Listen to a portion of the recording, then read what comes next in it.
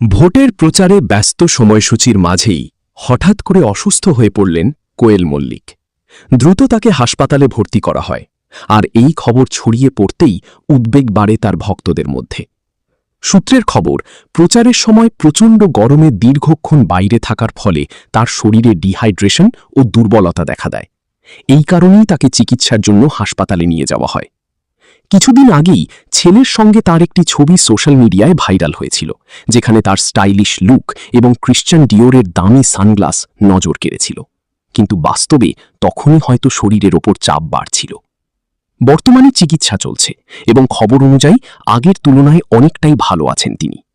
রাজনৈতিক দায়িত্ব, প্রচারের চাপ এবং ব্যক্তিগত জীবন সব মিলিয়ে এই সময়টা কোয়েলের জন্য বেশ চ্যালেঞ্জিং। তবে ভক্তদের আশা, খুব তাড়াতাড়ি তিনি সুস্থ হয়ে আবার আগের মতো সক্রিয় হয়ে উঠবেন।